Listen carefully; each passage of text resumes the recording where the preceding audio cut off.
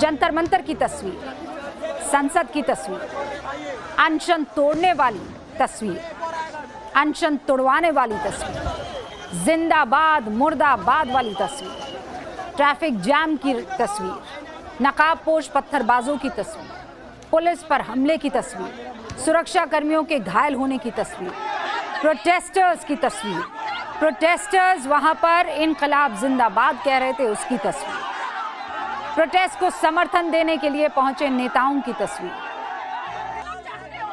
लेकिन अब जो हम आपको तस्वीर दिखा रहे हैं, ये जिसे टाइम्स नाउ नव भारत की महिला रिपोर्टर्स ने न सिर्फ देखा बल्कि महसूस किया, उसे सहा है।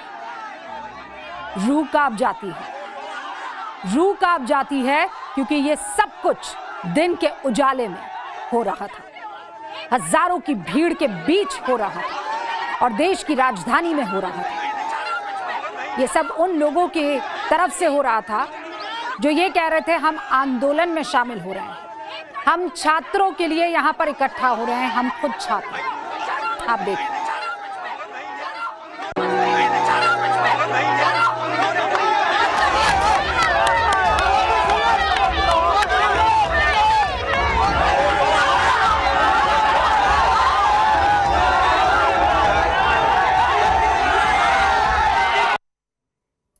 एक संजय पांडा है, वो लिख रहे हैं रूबिका क्या तुम्हें शर्म आ रही है? हाँ, मुझे शर्म आ रही है संजय पांडे, मुझे शर्म आ रही है मेरी इन सहयोगियों को इस तरीके से भीड़ तंत्र के आगे फंसे हुए देखकर। इनके बीच पहुंचे हैं, ये आप देख रहे हैं, ये टाइम्स नाउ नव भारत की ज्योति है, मेरी सहयोगी है। क्या ज्योति का यही कसूर था कि वो एक महिला रिपोर्टर है? सोचिए आज क्या हो सकता था। और अगर मेरी ये सहयोगी इस भीड़ से डर गई होती तो आपने सोचा है क्या हो गया होता? शिक्षा क्रांति, समझ रहे हैं आप?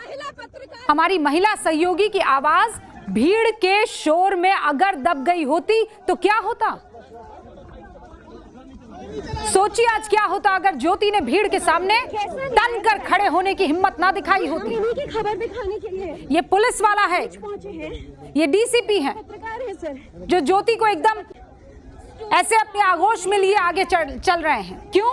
क्योंकि डर है कि उस पर पत्थरबाजी हो सकती है, ज्योति पर हमला हो सकता है। सोचिए आज क्या होता अगर मेरी सहयोगी ने हमले पर उतारू इस भीड़ को पछाड़ा ना हो।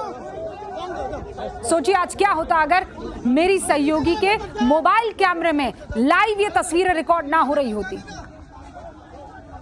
आज क्या होता अगर ज्योति की मदद के लिए पुलिस को पहुंचने में थोड़ी सी भी देर हो जाती। क्या होता अगर 2000 की भीड़ मेरी सहयोगी का पीछा करते हुए बैंक के अंदर घुस जाती। पुलिस ने फिलहाल घेरा बनाया। आप सुनिए, और मैं सच बता रही हूं आपको, ये अतिशयोक्ति अलंकार का इस्तेमाल नहीं है। जो वहां घटना बीत रही थी, मैं आज आपको न्यूज की पाठशाला में वही तस्वीरें दिखाऊंगी। हम जो इनके वाजिब सवाल उठाने आए, इसके साथ एक बार फिर ये भीड़ तीसरी बार ये भीड़ वापस से बैंक के पास आ गई है। और यहाँ से मुझे लगता है शायद आप थोड़ा बहुत, अगर ये क्योंकि विजिबिलिटी कम है, देख पाए तो छात्र हटने का नाम नहीं ले रहे हैं। बड़ी तादाद में छात्र मौजूद हैं, 1.5-2 घंटे तक इनके बीच में मौजूद थी और उसके बाद आखिरकार थक हार कर जब इन्हें समझाने बुझाने से कोई फायदा नहीं नजर आया तो हमें अपने कैमरा, अपनी टीम, अपने आप की सुरक्षा के लिए बैंक में अंदर आना पड़ा। और अब हम अंदर से बाहर नहीं जा पा रहे क्योंकि ये जो आप हरा शटर देख रहे हैं, ये बैंक का शटर है और इस बैंक के शटर के उठते ही ये भीड़ यहाँ पर घेराबाजी करने लगती है। मैम, जब आप हमारे एटीएम के कैबिन में चली गई थी, उसके बाद फिर काफी ज्यादा प्रोटेस्टर्स हमारे ब्रांच के बाहर इकट्ठा हो गए थे, अराउंड 1000 के आसपास में होंगे। और हमें तो ऐसा लग रहा था कि कुछ ना कुछ मिसहैपनिंग हो सकती है। इंस्टेंटली मैंने पीसीआर वैन को कॉल किया, बट वो भी आने में उनकी पॉसिबिलिटी नहीं थी कि वो ब्रांच के आसपास पहुंच सकते थे।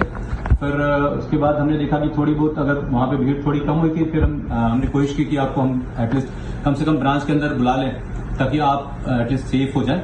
और ये प्रोटेस्टर्स इतने अग्रेसिव हैं कि वो बार बार वो सर्च कर रहे हैं कि मैम ब्रांच के इनसाइड में हैं, और थोड़ी थोड़ी देर में वो कोशिश कर रहे हैं कि अगर मैम बाहर निकले तो कुछ ऐसी मिसहैपनिंग करने की चांसेस लग रहे हैं मुझे। तो मुझे लगता है कि जब पुलिस सिक्योरिटी मिले तभी मैम यहाँ से जाए तो बेटर होगा। हम आंदोलन कवर करने के लिए वहां पर पहुंचे। टाइम्स नाउ नव भारत में बिल्कुल क्लियर कर देना चाहती हूं, अपनी जिम्मेदारी जानता है, समझता है। हम वहां पर अपने सहयोगियों को ग्राउंड जीरो पर जो कुछ दिख रहा है उसे कवर करने के लिए, वहां पर मौजूद रहने के लिए प्रोत्साहित करते हैं। वहां पर मेरी सहयोगी रिपोर्टिंग करने के लिए गई थी। चारों तरफ से भीड़ उनको घेर लेती है, भद्दी भद्दी गालियां दी जाती हैं, तरह तरह के नाम पुकारे जाते हैं, गोदी मीडिया के नारे लगाए जाते हैं। क्यों? ऐसा क्या कर रही थी ज्योति? जो कर रही थी आपके सामने कर रही थी, सारी रिकॉर्डिंग आपके सामने हो रही थी। प्री कंसीव नोशन के तहत आप एक महिला को चारों तरफ से घेरते हैं, उसे डराते हैं, उसके ऊपर दबाव डालने की कोशिश करते हैं, और फिर आप कहते हैं कि ये मीडिया कुछ और दिखाती है। मैं वही दिखा रही हूं जो ग्राउंड जीरो पर हुआ। हर आंदोलन की एक नैतिक पूंजी होती है, आप समझिए। उसकी सबसे बड़ी ताकत क्या होती है? उसका तर्क, उसका संयम, उसका नैतिक साहस। और इतिहास गवाह है, जिन जिन आंदोलनों ने समाज को दिशा दी है, उन्होंने असहमति का सम्मान किया है, सवालों से डरे नहीं है, सवालों का सम्मान किया है और सामना भी किया है। मीडिया को अपना शत्रु नहीं माना है। लेकिन जब किसी आंदोलन में विचार की जगह भीड़ ले ले, तर्क की जगह गालियां और संवाद की जगह डराने धमकाने की संस्कृति आ जाए, तब आंदोलन अपनी नैतिक ऊंचाई खोने लग जाता है। आज मेरी सहयोगी के साथ जो हुआ वो सिर्फ एक पत्रकार के साथ अभद्रता नहीं है, वो उस लोकतांत्रिक संस्कृति पर हमला है जिसमें पत्रकार का काम घटना स्थल से सच दिखाना होता है, ना कि किसी पहले से निर्धारित पटकथा का हिस्सा बनना।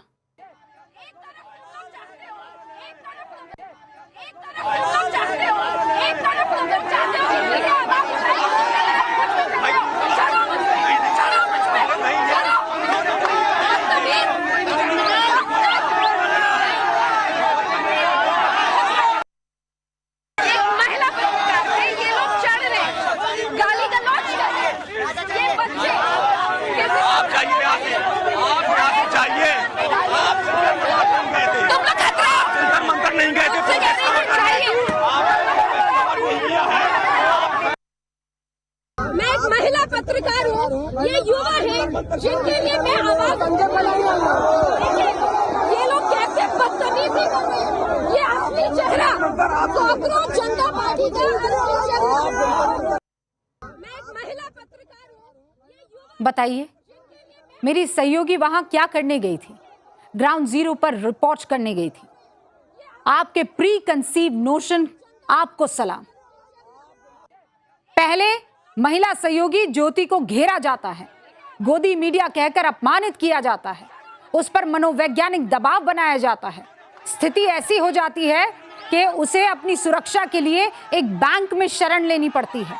सामने एटीएम दिखा, वो फौरन भागकर एटीएम में अपनी जान बचाने के लिए गई।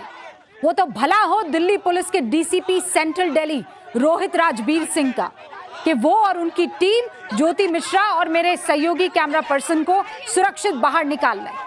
सुनिए। महिला पत्रकार हूँ।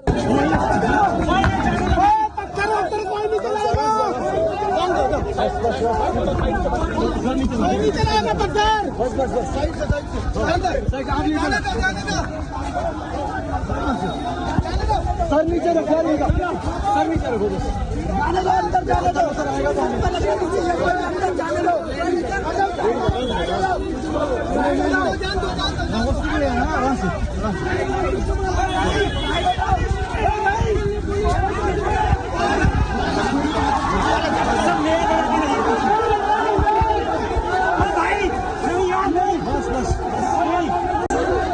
ये प्रोटेस्ट है, पुलिस ने फिलहाल घेरा बनाया है। हमें बाहर निकालने के लिए। और मैं सर नीचे कर रही हूँ क्योंकि ये लोग पत्थरबाजी कर रहे हैं। क्या आप पत्रकारों को आवाज नहीं उठाने देंगे? पत्रकारों ने, हम जो इनके वाजिब सवाल उठाने आए हैं, मेरे कैमरामैन का हाल देखिए, ये तस्वीरें देखिए इनकी। पत्थर फेंक रहे हैं ये लोग हमारे ऊपर। ये भीड़ है, ये स्टूडेंट्स है। Shame, shame. ये देखिए पुलिस वालों पे पत्थर फेंका जो हमें बचाने के लिए इधर आए हैं। पुलिस वालों पे पत्थर, हम पे पत्थर। सड़क पर पत्थर देखिए, सड़क पर पत्थर दिख रहा है। हमें सर नीचे रखना पड़ रहा है और पत्थर नहीं मिल रहा है तो पानी की बोतलें सर पर फेंक रहे हैं ये लोग। ये आंदोलन जो है ये कहीं से भी पढ़े लिखे स्टूडेंट्स का आंदोलन नहीं लग रहा है। और मैं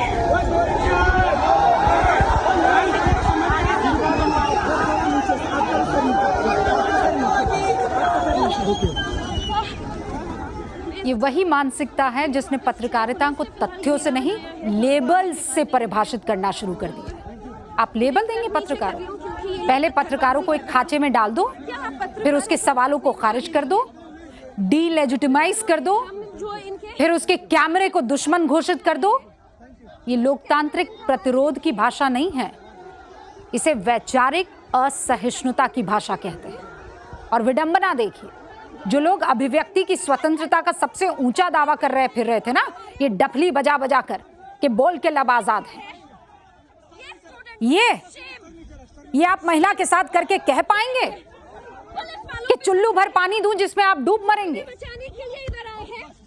ऊंचे ऊंचे दावे करते हैं आजादी का, सहिष्णुता का, और कैमरे के सामने सबसे ज्यादा असहज कौन दिखाई पड़ते हैं? स्वतंत्र मीडिया आपको चाहिए नहीं, आपको अपनी विचारधारा की प्रतिध्वनि वाला एक इकोसिस्टम चाहिए। जो आपकी कथा दोहरा दे वो स्वतंत्र, और जो जमीन का सच दिखा दे वो गोदी। पत्रकारिता किसी आंदोलन के प्रचार की शाखा नहीं है सर। हमारा दायित्व किसी पक्ष का विस्तार करना नहीं है, घटनाओं का साक्ष्य प्रस्तुत करना है। वहां पर जो दिखाई दे रहा था, मेरी सहयोगी वही अपने कैमरा में कैद कर रही थी। अगर किसी आंदोलन को मीडिया से केवल वही कवरेज स्वीकार है जो उसके अनुरूप हो, तो समस्या मीडिया में नहीं है। आई एम सॉरी, उस आंदोलन के आत्मविश्वास में है। It is in your confidence. किसी महिला पत्रकार को घेर लेना, गालियां देना, उसे छिपने के लिए मजबूर कर देना, यह प्रतिरोध नहीं है, नैतिक दिवालियापन है, जहां विचार की हार को भीड़ की आक्रामकता से ढकने की कोशिश आप कर रहे हैं। आंदोलन तब तक आंदोलन है और जन आंदोलन है जब तक वो असहमति और स्वतंत्र पत्रकारिता दोनों का सम्मान करे। आप नहीं लेबल देंगे, आप नहीं सर्टिफिकेट देंगे। जिस दिन कैमरा से आप डरने लगे ना, उस दिन आत्ममंथन आंदोलन को करना चाहिए, हमें नहीं, पत्रकारों को नहीं। आप उनको हेल्प के लिए बुला लीजिएगा क्योंकि हम लोग यहाँ से नहीं आ पा रहे। अच्छा, क्या मतलब? ब्लॉकेज की वजह से। अच्छा, इन लोग पत्थरबाजी भी कर रहे हैं क्या आप पर? हाँ। तो इन लोगों के पास इतने पत्थर कहाँ से आए हैं? पता नहीं है, वो लोगों ने पहले से प्री प्रिपरेशन करके रखी होगी। मतलब निकलने नहीं दे रहे। हम लोग आ रहे थे, आधे रास्ते आए भी थे हम लोग, बट वो एक जगह पे हमारी पीसीआर को ही रोक दिया, यहाँ से आगे नहीं जाने देंगे। पत्थर वगैरह फेंकने लगे थे। अब सवाल है कि शिक्षा में सुधार के लिए जो आंदोलन शुरू हुआ उसमें से क्या निकल कर आया? सुधार हम भी चाहते हैं। सरकार से, एजुकेशन मिनिस्टर से सवाल लगातार हम भी कर रहे हैं। नीट के छात्राओं से, छात्रों से बातचीत, शोज हम भी कर रहे हैं, और आंदोलन में क्या कुछ हो रहा है वो भी हम दिखा रहे हैं। लेकिन ये जो कुछ भी हुआ है, क्या इसको आप जायज ठहरा सकते हैं? अब ये आंदोलनकारी हुए या भीड़ तंत्र हुए? मेरे सारे सहयोगी इस वक्त मेरे साथ जुड़ चुके हैं, उनसे मैं आपका पहले तारुफ करवा देना चाहती हूँ। सबसे पहले ज्योति इस वक्त आपको स्क्रीन पर नजर आ रही है, और मेरे दो और सहयोगी, उनके पास जाऊं उससे पहले भावना और किशोर दोनों आपको स्क्रीन पर दिखाई दे रहे हैं। भावना किशोर और ज्योति दोनों आपको स्क्रीन पर, और दिलीप हमारे साथ जुड़े हुए हैं जो हमारे कैमरा पर्सन है, वो वहां पर मौजूद थे। ज्योति, आपको तो हम स्क्रीन पर दिखाई रहे हैं, लेकिन जो कुछ दिलीप कैद कर रहे थे, मैं चाहती हूँ